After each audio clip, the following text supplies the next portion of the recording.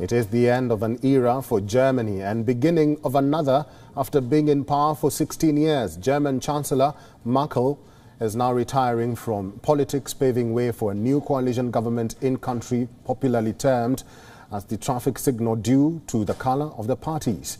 For the first time ever, Germany is set to have center-left government. Social Democrat Olaf Scholz is succeeding conservative Angela Merkel as the new German Chancellor. Olaf Scholz has been a key figure in German politics for more than 2 decades. He has served in 2 of Merkel's governments, most recently as her finance minister. Scholz-led coalition has surprised many with the pace of negotiations, as the pro-business FDP is not seen as a neutral or natural partner of the centre-left SPD or climate-centric Greens. The traffic signal 3-way federal coalition government is the first in the country, Germany, since 1950s. The new coalition has already set clear targets as soon as it takes charge. The coalition partners have agreed to further develop the country's current climate protection law in 2022 and phase out coal by the year 2030. Germany's no new debt rule had been suspended in the coronavirus pandemic, allowing the government to borrow billions to finance its way out of the crisis. All 3 parties have unanimously agreed to lower the voting age to 16 years, something likely to favor the Greens and FDP, which have younger supporters. The parties have said that they want to raise Europe's strategic sovereignty, with NATO alliance being central to foreign policy, and in a big reformist move, the new government has said that it will legalize recreation cannabis, along with scrapping a Nazi-era abortion law, which prevented women from making informed choices. However, the political transition has come at a tumultuous time in Germany. The new coalition faces several challenges. The country faces a grim situation of COVID-19 surge, as the 4th wave of COVID-19 pandemic has gripped several parts of Europe. To counter the pandemic outbreak, Scholz said he has backed compulsory vaccinations for targeted groups. Scholz also pledged to spend €1 billion on bonuses for health workers in hospitals and care homes who have been on the front lines in the crisis.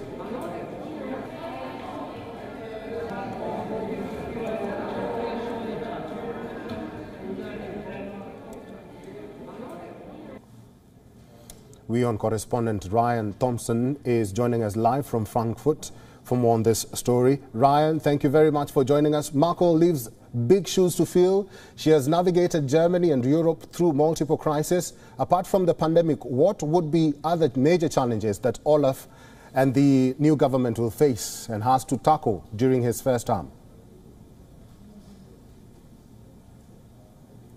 Well, this new government has made it clear during the 2 months of negotiations where they've tried to really iron out their policy priorities and find a way to forge a path forward with common ideas, that the 2 big points here are going to be digitalization as well as fighting climate change. These are the sticking points. The digitalization point is a huge priority for the Liberal Free Democrats, a pro-business party that sits to the right of the SPD in this coalition. While obviously the Greens are very focused on climate change, that is central to their platform. But on top of this, they really have outlined a very interesting agenda that will do a lot for the common people of Germany, notably a residential rent cap, reforming the pension scheme through private business support through stocks, and some very aggressive goals on the climate. Notably, we are seeing the phase out of coal moved up from 2038 to 2030. This was an issue that we talked about time and time again on the campaign trail, and it seems that they are going to deliver in order to comply with Germany's new climate laws. Ryan, Germany is Europe's biggest economy, so decisions taken by the new government will have a big effect on its neighbours. The new Chancellor spoke of daring to make greater progress in a coalition on equal terms. Maybe you can explain to our viewers, how is the new government planning to tackle the wealth tax and national minimum wage problem in Germany? Well, this new government does not come into the finance sector unexperienced. Olaf Scholz, who's of course assuming the chancellorship, has spent the last 3 years as Germany's finance minister. So he's well aware of what the financial situation has been before the pandemic, but also the offset of this spending. And while he was on the campaign trail, he was one, as alongside the Greens, who was pushing for a raise to the minimum wage because people argue that it is not adequate in order to accommodate the cost of living that is currently in place in Germany. It is no secret that Germany is Europe's largest economy. It pumps a lot of money within the Eurozone and globally, and there are huge financial implications by any decision, any change-up within the Bundestag and within the Chancellery here.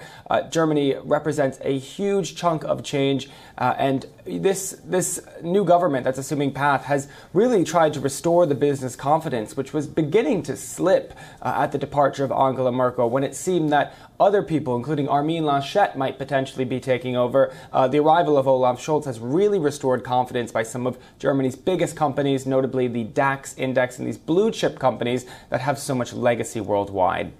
Finally, maybe we haven't seen it on paper, but practically speaking, what should the world expect from Germany's new government?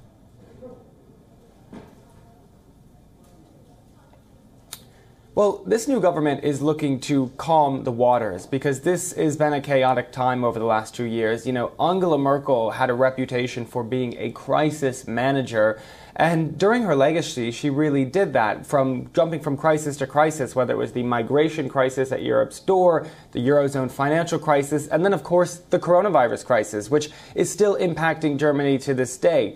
Germany faces a lot of complications in the years ahead, notably climate questions, notably issues with reforming its pension scheme, notably a lot of challenges to society and civil society and how it wants to take the next direction. The world will see a lot of change out of Germany. They are likely to see a big impact from that, but it will take time to know exactly what the implications of that will be completely. Ryan Thompson, thank you very much for your insights and for talking to us today. WION is now available in your country. Download the app now and get all the news on the move.